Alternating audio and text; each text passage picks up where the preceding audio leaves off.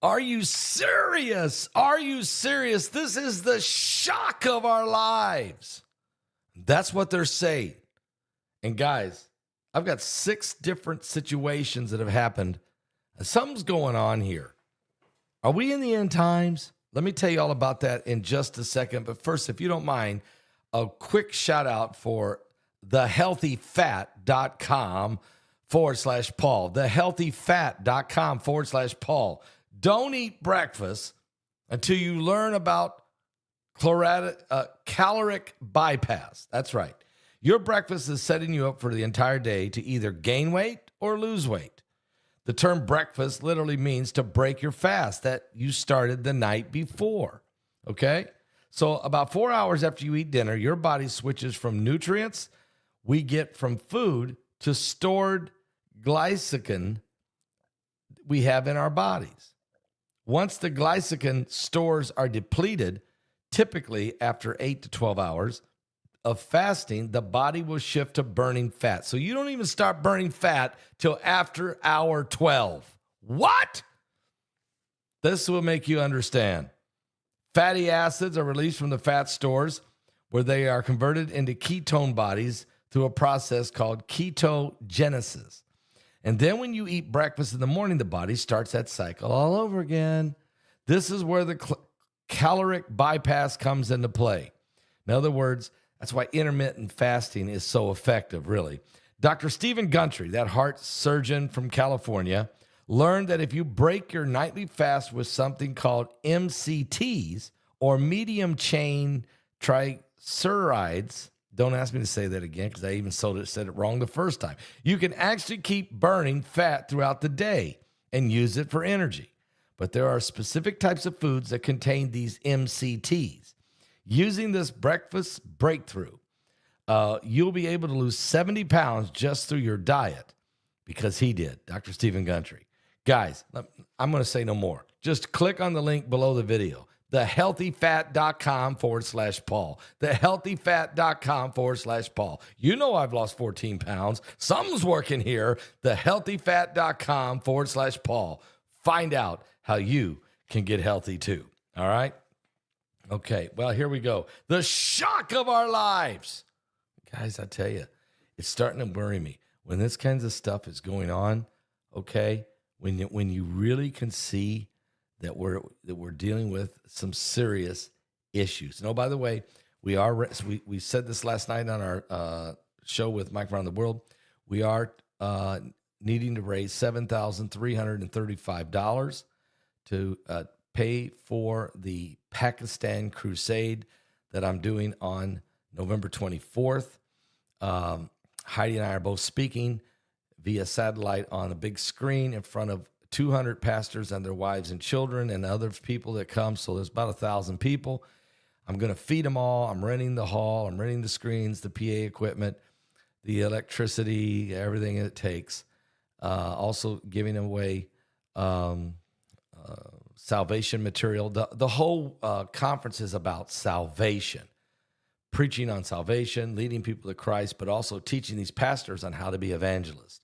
So I need your help. I need $7,335. We did get some coming in last night. We need a whole lot more. I need your help. So if you get a chance, please go to my website at paulbegleyprophecy.com and just give whatever the Lord puts on your heart. We need your help. Or you can pick up the phone and call right now, 765-414-2230. That's 765-414-2230, or text give. Just grab your phone and text the word give to this number, 765-722-2549, okay? Or just send a check or money order in the mail, as you've always done.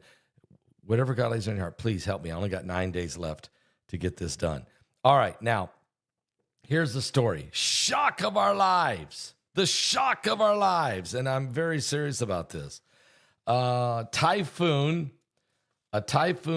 Yingxing tore off a quarter of Diana Morelda, her roof in the town of Pkwy in northern Philippines last week. But listen to this. The gaping hole was still there when Typhoon Toraji brought rains over the weekend, and they still couldn't have time to patch the roof when Typhoon Usagi made the landfall yesterday. It's difficult because many houses have been devastated. The carpenters themselves are still trying to fix their own homes. It's hard to find anybody to work on your house. There's been 5 major storms have hit the Philippines in the last 3 weeks. 5. Look at the flooding. Look at the flooding here. 5 typhoons in 3 weeks. Are you serious? It's the shock of our lives. And this ain't the only issue, guys. We got Tropical Storm Sara right now in the Caribbean. We've got volcanoes going off. We just had a 6.7 earthquake hit Papua New Guinea a couple hours ago. It's not getting any better. Matter of fact, Typhoon Usagi was the 5th major storm to hit the Philippines in the last 3 weeks, with a 6th typhoon forecasted for this weekend. 160 people have died the last 3 weeks. 9 million people have been displaced from the storms and the flooding and the rain, while this unusual frequency of catastrophic, cataclysmic events have left people already struggling with the aftermath of the previous heavy rains and the flooding. They have little time to prepare, and here comes the next one. Mordella said she was fortunate that the hole was above a storeroom and not the bedroom, but water is dripping from the ceiling, damaging the pharmacy on the ground floor. The damage to other homes are worse, she said. The galvanized iron roof of the university has been blown off, landing on a nearby church. People in the Philippines, they're used to typhoons, but not 5 and 6 in a row. Especially the last one, Typhoon Usagi, came in at a category 4, the 5th storm in 3 weeks, with a 6th storm coming this weekend, which Typhoon Kongray and Typhoon Tamarai were the deadliest storms of all. Look, this is insane. How can the Philippines get hit with 5 typhoons in 3 weeks and a 6th typhoon going to smash them this weekend? Please pray for these people. This is the shock of their lives, and they don't even know what to do to get through it. But as I said, while that's going on, a couple hours ago, a 6.7 earthquake. The U.S. Geological Survey has just downsized it to 6.6. Again, this was, I guess, 3 hours ago.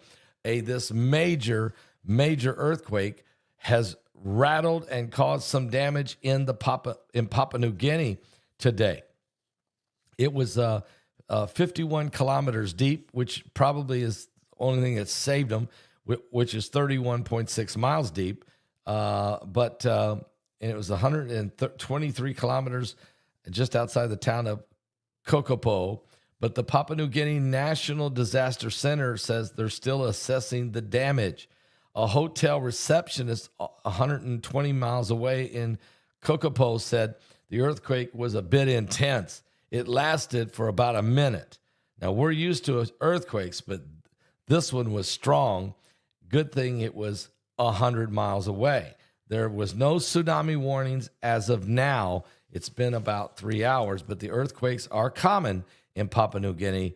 Of course, Papua New Guinea sits right on top of the seismic ring of fire there in the Pacific. An arc of intense tectonic activity stretches throughout Southeast Asia across the Pacific Basin. And although they seldom cause widespread damage, there has been damage with this quake as a 6.7 earthquake smashes into Papua New Guinea. But wait, we're done. We're not near done, because now the National Hurricane Center is tracking Tropical Storm Sara. Will Florida be affected? This is still the question, and we still can't get a clear answer from the meteorologists. Now, parts of Central America, though, are getting slammed right now with a cataclysmic event of flooding and mudslides that is leading to already loss of lives and destruction of property. This slow-moving tropical storm Sara bearing down on Honduras and Belize.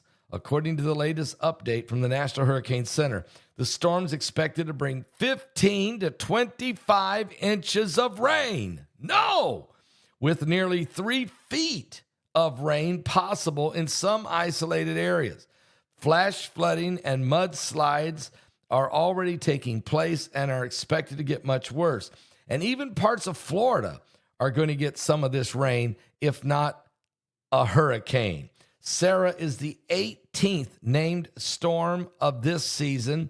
Currently, it has maximum sustained winds of 50 miles an hour, but it is predicted to weaken a little and lose some circulation as it goes through the Yucatan Peninsula. But then it will dump into the Gulf of Mexico.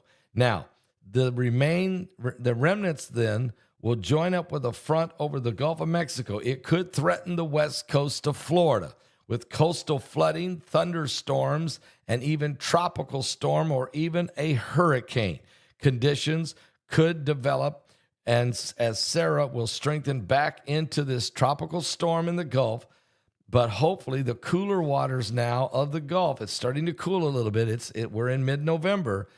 It might not be enough to cause a rapid intensification like we saw with Hurricane Helene and Milton.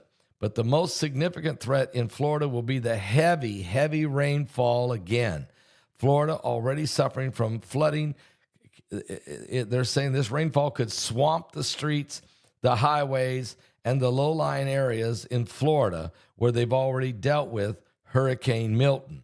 How significant the rain will be, how much flooding will depend on the intensity and the speed in which Sara comes ashore in Florida. Now, I was just watching BP Earthwatch. He has a very good report on this, and some of the models definitely show the storm is going to reorganize once it gets in the Gulf of Mexico and head toward Florida. It may head toward southern Florida. It may head toward central Florida. It may even go up into the Panhandle. Really not sure. But there's about 3 of the models showing that it will hook and go into Florida. But there's about 7 or 8 other models that don't know what to do. As it comes into the middle of the Gulf, they stop the model. They're not sure. They don't know if it will keep going on into Florida or it will maybe dissipate in the middle of the Gulf. They're not sure.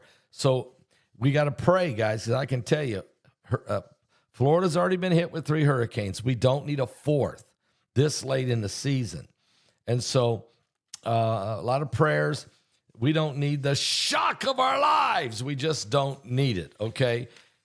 We just don't need it. Here's an actual model. There's where it's at.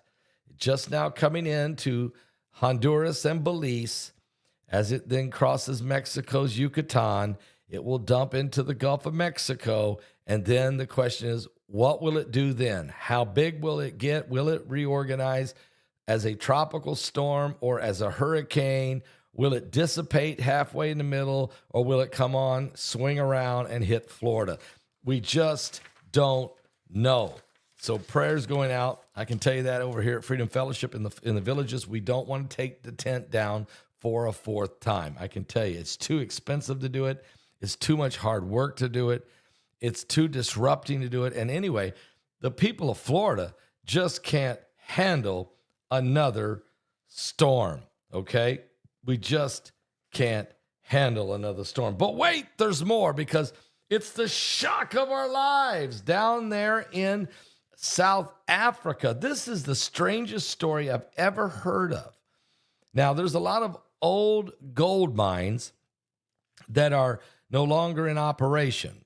They've already been mined. The big companies have been in. They've already dug out all the gold, and so they're closed.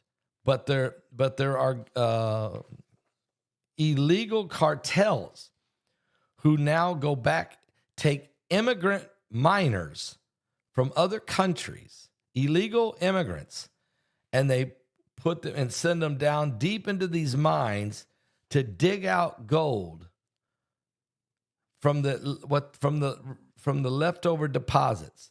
They're in there chipping away, finding little traces of gold, looking for some deposits that may have been missed. And there's 4,000 of them in this one mine. South Africa's government says we're not going to help these 4,000 illegal miners inside this closed mine. What does that mean?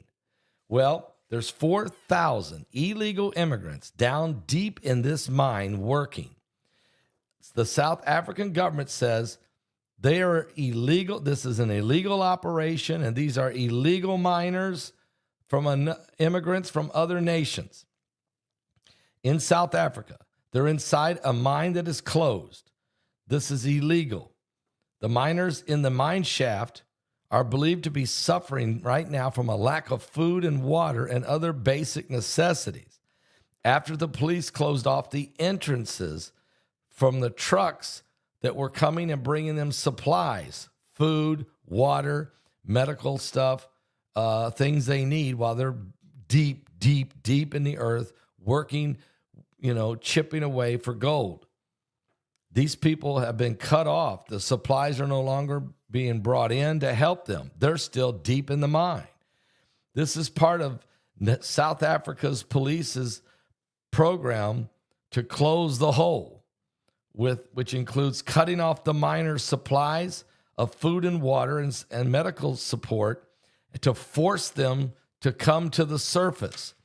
And then they will be arrested and then deported.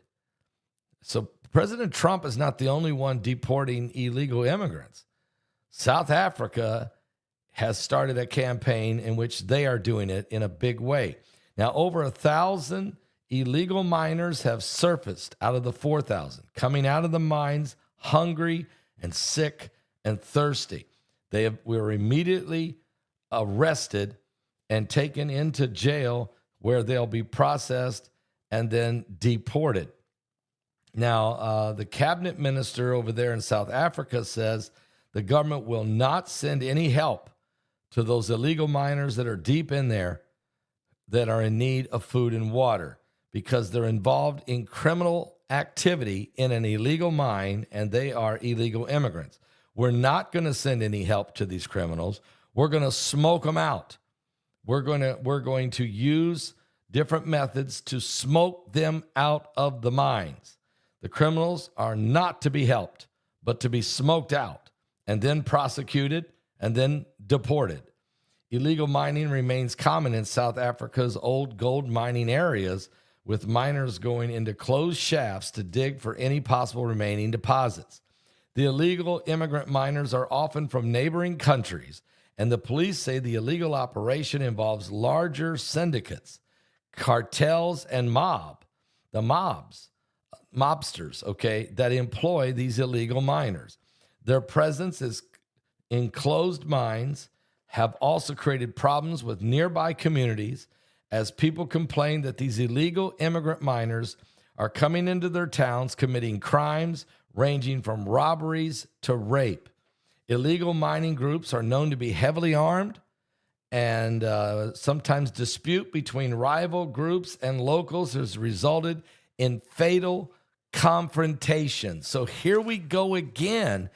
What we're dealing with here in America, the outrageous amount of illegal immigrants that have come into this country, many of which are being brought in by the cartels, many that are gangs that are being brought in, like MS-13 or some of the other gangs, and are involved in other illegal racketeering and prostitution, child trafficking, human trafficking, and all kinds of different types of things.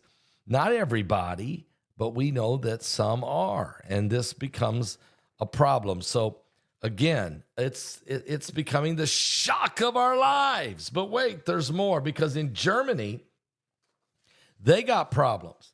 There's 2 people dead as there was an explosion in a residential building in Germany.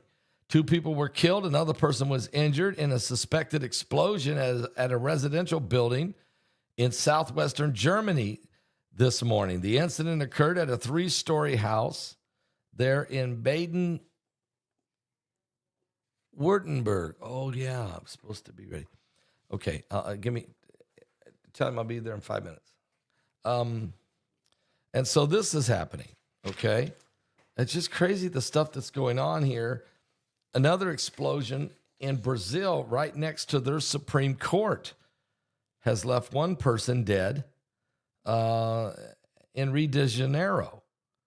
Okay? So more and more and more explosions, detonations, car bombs, bombs in buildings, houses blowing up. This seems to be more and more and more. Ever since the war in Iraq and Afghanistan, when these IEDs was developed and people started to learn how to make bombs, we're seeing this type of terroristic activity, criminal activity using bombs more and more and more all around the world. All right, I'm late for an appointment I was supposed to take care of, so I'm going to have to go. But guys, pray one for another, okay? Pray one for another, because we're living in the last days. Give your life to Jesus Christ. We're running out of time.